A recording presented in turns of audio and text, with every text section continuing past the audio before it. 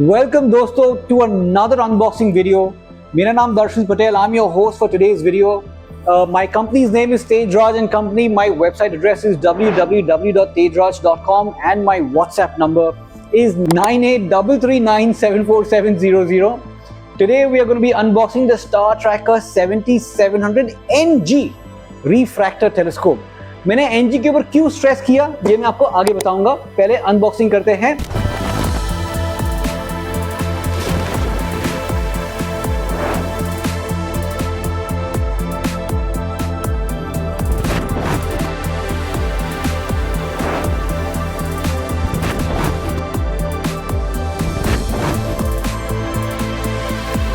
खुल जा SIM SIM.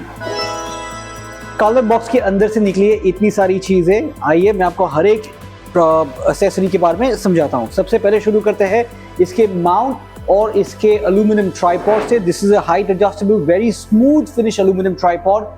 The NG mount, the mount of the telescope is attached with the tripod. There is no need for you to fix the mount separately with the tripod. साथ में इसके दो slow motion gearing knobs, एक prism star diagonal जो image को correct करता है. You get 3 high quality metal Kellner eye pieces. Metal Kellner eye pieces basically beginner level telescope में आते ही नहीं है कोई ब्रांड में, बट स्टार ट्रैकर के टेलीस्कोप में आपको हमेशा मेटल क्वालिटी के Kellner eye piece 1.25 inch OD के आई पीसेस मिलते हैं. उसका एक एक्सेसरी ट्रे, एक cross wire finder scope. Star Tracker के कोई भी टेलीस्कोप में, maybe a beginner level telescope, maybe a large 6 inch telescope, हम लोग हमेशा क्रॉस वायर फाइंडर स्कोप्स ही सप्लाई करते हैं टेलीस्कोप के साथ, क्योंकि जो रेड डॉट फाइंडर्स आते हैं वो रेड डॉट फाइंडर्स बार बार खराब होते हैं. क्रॉस वायर फाइंडर स्कोप आप 10 बार खोलिए, 10 बार क्लीन करिए, अंदर डालिए वापस, ये कभी खराब नहीं होते. साथ में आपको एक आता है 2x का बार्लो. 2x का बार्लो एक्रोमेटिक क्वालिटी का नहीं है, दे आर स्टैंडर्ड बार्लोज. रिमेंबर, आपको हर एक ब्रांड के टेलीस्कोप में जो आपको बार्लो फ्री आता है, they are never achromatic, they are always standard Barlows. Buy achromatic quality Barlows separately, मैं आपको उसके बारे में एक्सप्लेन करूंगा. साथ में आपका एक high quality black finish telescope tube, जिसके अंदर एक 70 mm का लेंस डाया है. लेंस डबलेट लेंस है. साथ में इसका फोकसर के ऊपर स्टार ट्रैकर का ब्रांडिंग है, और ये उसका ट्यूब क्लैंप. उसके साथ उसका फ्रंट डस्ट कैप, और साथ में हमारी तरफ से आती है आपको फ्री एक्सेसरीज हमेशा की तरह.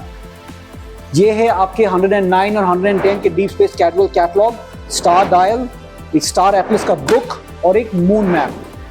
अभी आगे बढ़ते हैं असेंबली की तरफ. शुरू करते हैं ट्राइपॉड से. Take your tripod. असेंबली बहुत ही सिंपल है, खाली खोल दीजिए इसे. लेग होल्डर भी अटैच्ड ही है. ये क्लिप है, क्लिप को अनलॉक करिए, लेग बाहर आ जाएगा. दूसरा अनलॉक करिए, लेग बाहर. तीसरा अनलॉक करिए, लेग बाहर, और खाली press fit and your tripod is ready.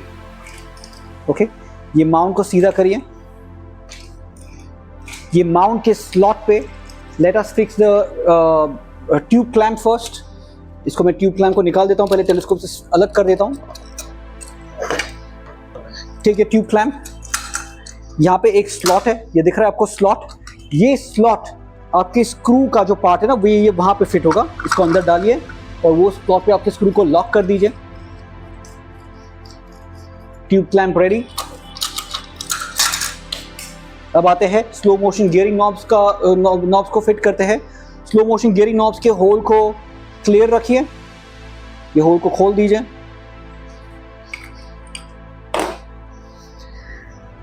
ये माउंट के ऊपर इक्वेटोरियल माउंट में जैसे वो 2 मेटल के पाइप्स आते हैं, वैसे ही ये माउंट में भी वैसे 2 मेटल के पाइप्स है. This is an AZ-NG mount. Not only is this an AZ-NG mount, but इसकी माउंट की खासियत ये है that you can also convert it to an equatorial mount. This is the only one of its kind mount with the telescope in India that is available only with Star Tracker telescope. बाकी कोई brand में available नहीं है. This is an AZ plus EQ mount that comes with slow motion gearing knobs in which you can control your telescope in a slow motion vertical and horizontal axis. अभी इसे lock करते हैं. ये जो pipe है, ये metal pipe है, इसका इसे ऊपर से फील करिए. You will feel flat surface. वो फ्लैट सरफेस पे आपका ये स्क्रू उसके ऊपर, वो फ्लैट सरफेस के ऊपर लॉक होना ज़रूरी है. ये केस में मेरा फ्लैट सरफेस ऊपर है, मेरा स्क्रू ऊपर की तरफ रहेगा और मैं यहाँ से इसको लॉक करूँगा. ये मेरा पहला स्क्रू लॉक हुआ, पहला शाफ्ट लॉक हुआ। अभी ये दूसरा गियरिंग शाफ्ट, ये मेरा दूसरा नॉब है। ये देखिए यहाँ पे मेरा फ्लैट सरफेस ऊपर की तरफ है। स्लो मोशन गियरिंग नॉब लिया, उसका स्क्रू राइट उसके ऊपर मैंने टाइट किया। अभी चेक करते हैं कि मेरा ये जो गियरिंग शाफ्ट है वो काम करते हैं कि नहीं करते हैं। In order for your NG mount to work, in order for your gears to work, यहाँ पे एक स्क्रू दिया हुआ है, ये बड़ा सा नॉब दिया हुआ है, इसको हल्का सा टाइट करिए, ज़्यादा टाइट मत करिए, खाली हल्का सा टाइट करिए। ओवर टाइटन करने से अंदर इसके जो गियर्स है ना वो गियर एक्सेसिवली टाइट हो जाएंगे और ख़राब हो जाएंगे। जब वो गियर स्पिन होएंगे ना, जब वो गियर मूव होएंगे तो एक्सेसिव टाइटनेस की वजह से अंदर का मैकेनिज्म खराब हो जाएगा। ओवर टाइटन मत करिए। ये लूज और ये मैंने हल्का सा थोड़ा टाइट किया so that the shaft can work. देखते शाफ्ट चलते कि नहीं चलते। देखिए ये मेरा वर्टिकल एक्सिस परफेक्ट काम कर रहा है। अभी हॉरिजॉन्टल एक्सिस देखिए, मेरा हॉरिजॉन्टल एक्सिस भी परफेक्ट काम कर रहा है, परफेक्ट। ये जो स्क्रू है ये एक साइड का स्क्रू है, ये हॉरिजॉन्टल एक्सिस को लॉक करने का स्क्रू है। इसको लॉक करिए। लॉक करने के बाद ये जो साइड पे स्क्रू दिया हुआ है ना, this is a spring tension screw. ये देखिए यहाँ पे this is a spring tension screw. ये स्प्रिंग टेंशन स्क्रू को ये ऊपर की तरफ मत रखना, क्योंकि जब ऊपर की तरफ रखोगे ना, when U turn the gearing knob, ये देखिए मैं गियरिंग नॉब घुमा रहा हूँ, कुछ मोमेंट के बाद, कुछ टाइम के बाद ये यहाँ पे हिट होगा। तो इसको हिट ना हो, ये स्क्रू और ये शाफ्ट एक दूसरे को ना टकराए, जिसके लिए आपको ये स्क्रू को पुल करके नीचे की तरफ सुला दीजिए और फिर आप घुमाइए इसको। देखिए free movement. Now it can go all the way 360 horizontal and 360 vertical. अब इसके ऊपर माउंट करते हैं टेलीस्कोप का ट्यूब। टेलीस्कोप का ट्यूब को माउंट करने के लिए टेलीस्कोप के ट्यूब का जीरो बैलेंसिंग ढूंढना बहुत जरूरी है। Let me fix the diagonal first, ताकि मेरे को एक परफेक्ट जीरो बैलेंसिंग आ जाए, उसका परफेक्ट जीरो पोजीशन मिल जाए।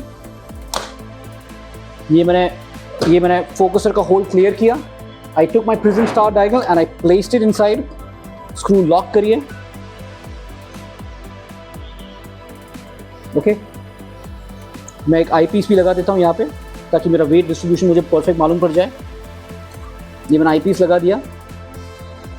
ये मेरा फाइंडर स्कोप जो क्रॉस वायर फाइंडर स्कोप है, इसको भी फिट करना बहुत आसान है। टेलीस्कोप की ट्यूब के ऊपर एक फाइंडर शू दिया हुआ है। ये फाइंडर शू के ऊपर ये आपका फाइंडर स्कोप सीधा स्लॉट में फिट होता है। It is just a simple slide fit and nothing else. ये मैंने यहाँ पे रखा और सीधा slide fit and it is done. Okay, now let us find the zero balance of this telescope. इसको मैं सेंटर से उठाता हूँ। देखिए ये बाजू वजन ज़्यादा है क्योंकि मैंने ये सब चीज़ें ऐड किया है। मैं यहाँ से थोड़ा शिफ्ट करता हूँ। अब देखिए ये परफेक्ट हुआ मेरा जीरो बैलेंसिंग। अभी ये जो सेंटर पॉइंट है ना, ये सेंटर पॉइंट मेरे ट्यूब क्लैंप के बीचों बीच आना चाहिए। ये मेरे ट्यूब क्लैंप के बीचों बीच, और ये मैंने फिक्स किया। अब ये ट्यूब क्लैंप लीजिए, ऊपर से बंद कर दीजिए और ये लॉक हो गया मेरा ट्यूब क्लैंप। याद रखिए आपका जो फोकसिंग मैकेनिज्म है ये अपनी तरफ रखिए, ताकि ये गियरिंग नॉब्स आपकी तरफ हो। ऐसा ना हो कि गियरिंग नॉब्स वो तरफ और आपका ट्यूब भी वो, आपका ट्यूब ये तरफ आ जाए, फोकसर ये तरफ और ये गियरिंग नॉब्स वो तरफ। ऐसा नहीं होना चाहिए। अगर समझो कि आपने गलती से ऐसे फिट कर दिया, ऐसे फिट कर दिया और ये आपने ट्यूब क्लैंप्स लॉक कर दिए, आप गियरिंग नॉब्स को यूज कैसे करोगे? It's very difficult to use the gearing knobs from the opposite side, right? Which is why you have to place the tube correctly. Tube का पोजीशन चेंज करिए और ये तरफ रखिए। ये लॉक हो गया and the telescope is ready. Assembly में आपको बेयरली 1 मिनट का टाइम चाहिए और डिसमेंटलिंग में बेयरली 1 मिनट का टाइम चाहिए। Anybody from a little child to an adult can very easily set up and use this telescope. एक छोटा सा बच्चा भी can use and operate the telescope without any adult supervision. With this telescope you can do long distance daytime terrestrial observation. जिनके पास high rises है, जो high rise में बड़े बड़े बिल्डिंग में रहते हैं, जिनके पास बैल्कनी है और जिनके पास एक क्लियर स्काईलाइन है, सिटी का स्काईलाइन है, या फिर कोई बीच पे रहता है, दरिया के पास, जिनको दूर दूर की शिप्स और सब देखनी है, they can buy this particular telescope, they can plant it in their own balcony and use it for long distance daytime terrestrial observation during the day. You can also use this telescope for astronomy at night. You can see planets, you can see moon craters, you can even see bright galaxies, clusters and nebulae. For deep space objects like galaxies and clusters, you have to take your telescope outside to a dark sky. Galaxies and clusters are not visible from within the city. उसके लिए कौन सी accessories चाहिए, मैं उसके लिए आगे बात करूंगा। ये एसेसरी ट्रे है, ये आपका ट्राइपॉड का लेग होल्डर, सीधा एसेसरी ट्रे लीजिए, बाकी सारे टेलीस्कोप की तरह सीधा इसको प्लग एंड प्ले है, nothing else, plug play and fit. आपके 3 eyepieces 25, 25, 10 and 4 mm heavy metal Kellner eyepieces. Now I will explain to you the magnification power of each and every eyepiece along with the 2x Barlow. Telescope का focal length is 700 mm. 700 mm divided by 25 mm eyepiece gives you 28x. So when I use this eyepiece, when I put a 25 mm eyepiece on the prism diagonal and start observing, I am directly looking at any object, all objects at 28 times closer. Now when I move on to my next eyepiece, which is a 10 mm, 700 divided by 10 mm eyepiece, I'm getting 70x. The 4 mm eyepiece, 700 mm focal length divided by 4 mm eyepiece, I am getting 175x. The higher the magnification, the more blurrier the images are. The lesser the magnification, the more sharper the images are. Alternatively, when you use a 2x Barlow, you can multiply the magnification power of all 3 eyepieces by 3 times. When you use a 2x Barlow, you can multiply your 28x magnification that you're getting from your 25 mm eyepiece, 28x multiply by 2, you get 56x with this eyepiece. How do you use a Barlow? सीधा eyepiece को raise करिए, 2x Barlow डालिए diagonal के ऊपर, side से screw lock करिए ताकि diagonal गिर ना जाए, और diagonal के ऊपर आपका 25 mm का eyepiece लोड करिए, ये आपका हो गया 56x. In the same way, when I change my 25 mm eyepiece to a 10 mm, जहाँ पे मुझे 70x मिल रहा था, 70 into 2 becomes 140x, into 1 it becomes 140x. जब मैं 10 mm का eyepiece यूज करूंगा तो ये मेरे को 140 टाइम मैग्निफिकेशन हो गया, और when I have the 4 mm eyepiece, 175x जो मेरे को 4 mm eyepiece से मिल रहा था into 2 becomes 350x. 350x is not a practical power for this particular telescope. This telescope's maximum practical power would be around 175x or 200x. कई सारी websites पे जब वो लोग टेलीस्कोप्स सेल पे रखते हैं, वो टेलीस्कोप का मार्केटिंग ऐसे करते हैं कि ये 70 mm का टेलीस्कोप 500x जाएगा ना, 600x जाएगा ना, 700x जाएगा। भाई साहब 70 mm के टेलीस्कोप इतने मैग्निफिकेशन में नहीं जा सकते हैं। प्रैक्टिकली मैंने आपको मैथमेटिकल चेक करा दिया, अगर आपका 4 mm eyepiece आपको 175x दे रहा है, इनटू अगर 2 करता हूं तो ये सीधा 350x हो गया। मैंने बोलने के लिए तो 350x बोल दिया, पर क्या एक 70 mm का टेलीस्कोप को 350x दे सकता है? नहीं दे सकता है। जब आप एक Honda City खरीदो फॉर एग्जांपल, Honda City के स्पीडोमीटर पे रहेगा 0 to 200x का किलोमीटर का आपको रीडिंग दिखाएगा स्पीडोमीटर पे, पर क्या वो गाड़ी 200 किलोमीटर भाग सकती है? नहीं भाग सकती है। वो गाड़ी 120 140 पे मैक्स आउट होगी। इन द सेम वे ये टेलीस्कोप का भी एक प्रैक्टिकल पावर होता है, maximum practical power. Theoretical power, mathematical power तो आप कुछ भी लगा दो, आप 2x के बदले 5x का पावर लगा दो, तो जाओ आप सीधा 1000x पे, पर क्या 1000x पे जा सकेगा टेलीस्कोप? नहीं जा पाएगा naturally. Stick to a magnification limit जो आपको सैटिस्फैक्टरी शार्प इमेजेस दे।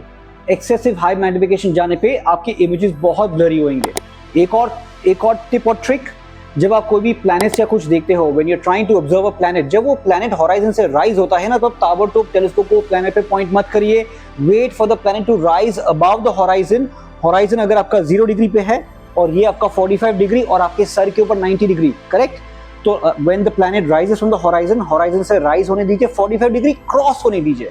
एक बार प्लैनेट 45 डिग्री का एंगल क्रॉस करता है ना, उसके बाद टेलीस्कोप को वो प्लैनेट पे पॉइंट करिए। वो प्लैनेट जितना हॉराइजन से ऊपर रहेगा, जितना 45 डिग्री से और ऊपर जाएगा, उतना आपका इमेज ज्यादा शार्प होगा। सैटर्न के रिंग्स, जुपिटर के क्लाउड बेल्स आपको ज्यादा क्रिस्प और शार्प तब दिखेंगे जब वो 45 डिग्री को क्रॉस करेंगे। आपके स्काई कंडीशंस चेक करिए, जितना एयर पोल्यूशन रहेगा, जिस दिन एयर पोल्यूशन ज्यादा रहेगा उस दिन मत करिए astronomy. Wait for a couple of days, let the air quality get better, let the pollution subside or move away, then you remove your telescope. Coming on to the accessories, ये एक mirror star diagonal है, sorry prism star diagonal है। Astronomy के लिए I would highly recommend everybody to buy a separate mirror star diagonal. You can remove this prism star diagonal from here. You can buy an aftermarket mirror star diagonal which we sell on our website. Mirror star diagonals are highly reflective. They are more reflective than a prism star diagonal. ये आपका prism star diagonal का surface area देखिए और ये आपके mirror star diagonal का surface area देखिए. इसी में आपको एक जजमेंट आ जाएगा कि कौन सा डायगोनल कितनी ज़्यादा लाइट प्रोजेक्ट करेगा. बेसिकली डायगोनल का काम यही होता है कि फ्रंट में जो लाइट पास होती है 70 mm के लेंस से, जो अंदर लाइट पास हो रही है, वो लाइट को the diagonal has to project all that light up to the eyepiece. The larger the surface, reflective surface in a diagonal, the more the brighter and sharper the images are. If you want to do pure astronomy, I would recommend you buy a mirror star diagonal separately. Apart from the mirror star diagonal, there is one more accessory, which is a galaxy eyepiece, a low magnification wide angle eyepiece. This eyepiece is manufactured by us here at Tej & Company. It is the world's cheapest 40 mm eyepiece. This is the galaxy eyepiece. Galaxy eyepiece से ही आपको galaxies, clusters और nebulae देख सकते हैं only in a dark sky outside the city. जिनके पास थोड़ा higher budget हो, instead of a galaxy eyepiece which is made in India, you can even go for an imported one जिसमें multi-coated optics आते हैं, which is a Plössl 40 mm very high quality metal quality eyepiece, metal body eyepiece. You can either use a galaxy eyepiece or the high quality 40 mm Plössl eyepiece. Galaxy eyepiece और mirror star diagonal combination से आपको galaxies, clusters और नेबुलाe दिख सकते हैं शहर के बाहर. Moving on to another important accessory, which is a solar filter. Solar filters are used for you to see the sun. If you want to see sun, sunspots, Mercury Venus transit and even the eclipse, during an eclipse event you will require a solar filter. Sorry, इसको मैंने lock नहीं किया था, इसको lock करिए, हल्का सा lock करिए. अब ये गिरेगा नहीं, देखिए कोई भी पोजीशन में रखिए, गिरेगा नहीं. ये थोड़ा ज़्यादा ही लूज था इसलिए वो गिरा. इसको हल्का सा लॉक करिए बस, but do not overtighten please. Moving on to the solar filter, you will require a solar filter for you to see the sun and sunspots. Buy the solar filter separately. It is available on our website.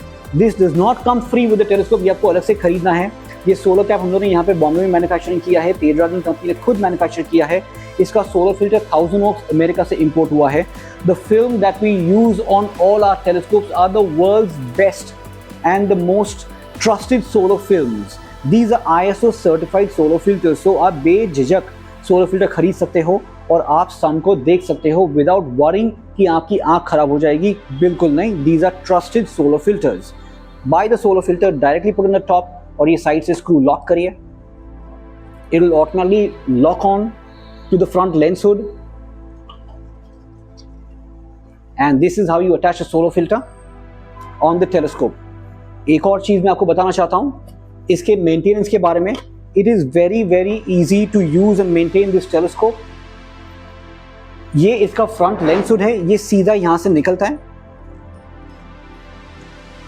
ये lens hood मैंने निकाल दिया है.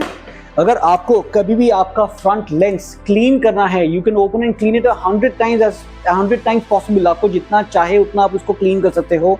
Lenses का कोई and life नहीं होता है. ये सालों साल चलेगा, ये टेलीस्कोप खराब नहीं होगा और ये चलते ही रहेगा, चलते ही रहेगा.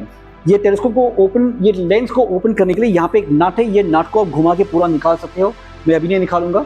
इसको निकालने के लिए आप उसको बेड पे लेके जाइए, टेलीस्कोप को सीधा ये पोजीशन पर रखिए और ये नट को घुमाइए.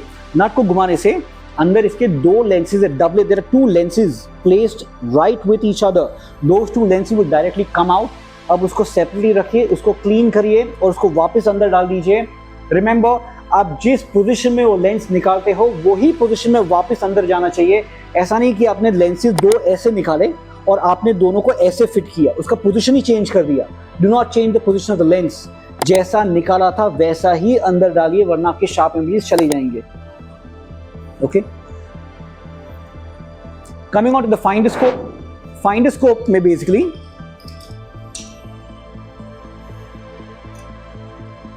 This is a cross wire finder scope. ये फाइंडर स्कोप भी आप उसको 10 बार खोल के क्लीन करिए. इसके अंदर एक क्रॉस वायर है. Once you mount the finder scope on the telescope, you have to align your finder scope with the primary telescope. पहले दिन के टाइम पे ये टेलीस्कोप को कोई दूर के ऑब्जेक्ट पे पॉइंट करिए, जैसे कि कोई दूर का टाटा स्काई का डिश एंटीना. वो ऑब्जेक्ट अंदर लेके आइए, अंदर देखिए और यहाँ से उसको फोकस करिए. This is your focusing mechanism. यहाँ से फोकस करने के बाद जब आपका टाटा स्काई का डिश एंटीना शार्प फोकस में आ जाता है, आपको वही अभी डिश एंटीना फाइंडर स्कोप में लाना है. आप अपनी दूसरी आंख से फाइंडोस्कोप के अंदर पीप करिए। ये क्रॉस वायर को you have to get your Tata Sky you have to get your cross wire on the Tata Sky dish antenna. कैसे लाओगे वो? यहाँ पे 3 पे साइड स्क्रूज दिए हुए हैं, ये स्क्रूज को लूज करिए पहले ताकि ये फाइंडोस्कोप फ्री हो जाए। ओके, अभी now the cross wire is free, the finderscope is free. Gradually एक एक स्क्रू को टाइट करिए। जैसे जैसे ये स्क्रू अंदर जाएगा वो पाइप को धक्का मारेगा। जैसे जैसे वो पाइप को धक्का मारेगा आपका क्रॉस वायर ऊपर नीचे ऐसे मूव करेगा ये पोजीशन में। आपको ये स्क्रू को, ये 3 स्क्रू को एडजस्ट करके वो क्रॉस वायर को आपको वही same Tata Sky dish antenna पे लाके छोड़ना है। टाटा स्काई डिश एंटीना फाइंडोस्कोप के अंदर भी दिखना चाहिए और वही टाटा स्काई का डिश एंटीना आपके आईपीस के अंदर भी दिखना चाहिए। एक बार ये दोनों अलाइन हो गए, उसके बाद इसको छेड़ना मत, इसके बाद इसको निकालना मत, दोनों को अलाइन रहने दीजिए। फिर रात के टाइम पे जब आप एस्ट्रोनॉमी करते हो तो चांद तारे देखना काफी आसान हो जाता है जब आपका ये दोनों का दोनों अलाइनमेंट सही हो। आपको डायरेक्टली समझो कि मेरे सामने जुपिटर का प्लैनेट मुझे दिख रहा है जो एक ट्विंकलिंग स्टार है। मैं वो ट्विंकलिंग स्टार डायरेक्टली मेरे फाइंडोस्कोप के अंदर लेके आऊंगा, मेरे क्रॉस वायर के ऊपर लेके आऊंगा, ऐसे लेफ्ट राइट करके। जैसे ही वो क्रॉस वायर फाइंडोस्कोप वो तारे पे आ गया, मैं अंदर देखूंगा, फोकस करूंगा और मुझे सीधा अंदर जुपिटर दिखेगा। That is the usefulness of aligning your फाइंडोस्कोप with your primary telescope. Alignment याद रखना, दिन के टाइम पे करना, रात को अलाइनमेंट मत करना। Coming on to the last accessory, taking photographs from this particular telescope. There are 2 ways. One is by buying a cell phone adapter. मैंने पिछले कई सारे वीडियो में cell phone adapters दिखाए हैं। You can buy a cell phone adapter. You can connect it to your eyepieces and directly capture images through your cell phone. Or people who have a DSLR camera, they can even attach their DSLR camera to the telescopes. In this case, I have a Canon DSLR camera. I'm attaching. You have to buy a Canon T-ring separately. Canon T-ring lock attach करिए। मैंने lock किया Canon T-ring. You have to buy a 1.25 inch T adapter separately. T-ring पे connect करिए। ये आपका camera का setup ready हो गया। डायरेक्टली टेलीस्कोप के फोकसर के अंदर ये फिट हो जाएगा और यहाँ पे स्क्रू से लॉक करिए। अभी ये मैंने DSLR कैमरा अटैच तो कर दिया, but now I have added nearly 400 grams of weight. जब मैं इसको छोड़ूंगा तो देखिए ये बाजू टिल्ट हो रहा है। I have to rebalance the telescope. ये टेलीस्कोप ट्यूब को खोलिए। शुरू में जो मैंने जीरो बैलेंसिंग किया था ना टेलीस्कोप ट्यूब का, अभी वो वापस करिए, थोड़ा सा आगे लीजिए। यस, ये दिस इज बेटर, ताकि वेट डिस्ट्रीब्यूशन आगे और पीछे की तरफ दोनों सेम हो। Much better. नाउ ये gearing knobs will work perfectly well. देखिए लेफ्ट राइट अप डाउन, ये नीचे भी जा रहा है और ये ऊपर भी जा रहा है। ऊपर की तरफ ज्यादा स्मूथली आ रहा है, पर जब मैं ऐसे कर रहा हूं तो मुझे I can feel a little stress. ये स्ट्रेस क्यों फील हो रहा है? क्योंकि यहाँ पे वजन अभी भी ज्यादा है। So I can still move the tube further inside. ये हो गया। Now let me feel it. Much better, much better. अभी ये वेट डिस्ट्रीब्यूशन बराबर हुआ। You can connect your DSLR camera, you can connect your cell phone, you can capture long distance daytime terrestrial object photographs, you can even point the telescope to planets, you can attach a solar filter, capture images of the sun, you can see the moon, you can capture images of moon craters, share it with your friends and family and share it on social media. अब बात करते हैं NG mount के खासियत की। ये NG mount में ऐसा क्या खास है? फर्स्ट खासियत तो इसमें स्लो मोशन गियरिंग नॉब्स है जो आपको बाकी 70 mm के टेलीस्कोप में नहीं मिलते हैं। दूसरा, this is an AZ mount, very light weight, portable. The mount already comes pre fitted, pre connected with the tripod, तो आपको इसको सेटअप करने की जरूरत नहीं है। तीसरा, लाइट वेट एंड पोर्टेबल हो गया। चौथा, ये not only is this an AZ mount but it is also an equatorial mount. अभी इक्वेटोरियल मोड में कैसे कन्वर्ट करते हैं मैं आपको अभी ये समझाता हूँ। ये माउंट के ऊपर, ये mount one of the tripod, 3 tripod leg में से एक ट्राइपॉड लेग के ऊपर लिखा है N का मतलब नॉर्थ। मुझे ये ट्राइपॉड लेग को, ये वाला जो पैर है जहाँ पे N लिखा है, ये मुझे नॉर्थ पे रखना है।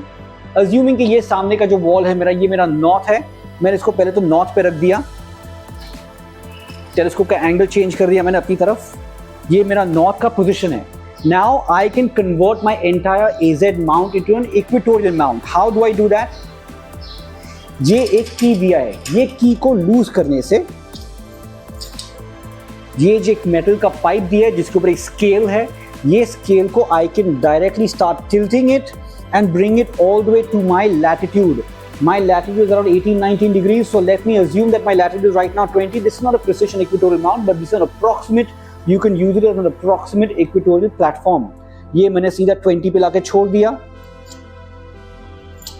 approximate 20 पे लाके छोड़ दिया और इसको लॉक कर दिया।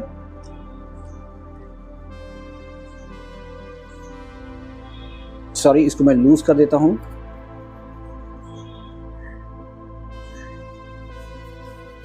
And this becomes my NG, this becomes my equatorial platform. ये मेरा नॉर्थ और साउथ, ये मेरा नॉर्थ और साउथ एक्सिस हो गया और ये मेरा ईस्टर्न और वेस्टर्न स्काई हो गया। All my stars will rise from the east and they will set in the west. Now when I'm doing observation through my telescope, I can tilt everything. ये भी इसको मैं सीधा कर सकता हूँ। ट्यूब क्लैंप्स पे टेलीस्कोप को सीधा कर दीजिए, फाइंड स्कोप ऊपर आ गया। अब जब मैं कोई भी प्लैनेट को देखता हूँ और मैं इसको जब यहाँ पे फोकस करके इसका शार्प इमेज आ गया, when I want to continuously track the object, I can directly use one of the slow motion gearing shafts and I can continuously track it with precision with only one axis. मुझे ये दूसरा axis, left right axis use करने की जरूरत ही नहीं पड़ेगी क्योंकि मैंने ये AZ माउंट को इक्वेटोरियल प्लेटफॉर्म पे कनेक्ट कर दिया है।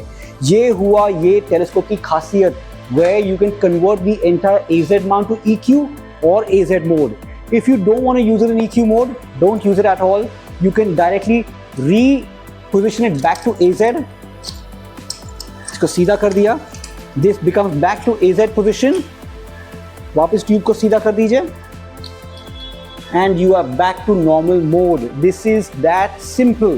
कोई छोटे से बच्चा से लेके बड़ा सा अडल्ट भी इसको यूज कर सकता है। For visual and photography usage, you can use the telescope for both visual astronomy, capture images, share it with your friends and family. The telescope is ideal for planetary observation and a few bright galaxies, clusters and nebulae outside the city. I hope you guys have liked the video. It has taken us a lot of time and effort to make this video. Please like and subscribe our channel. My name is Darshil Patel. My WhatsApp number is 9833974700. My website address is www.kdraj.com. This was the Star Tracker 7700 AZ refractor telescope with the NG mount. Remember, this telescope is with the NG mount. It's a very unique mount that you do not get it anywhere, but only with Star Tracker telescopes. Thank you very much, dosto. See you very soon in the next video. Thank you very much. Goodbye.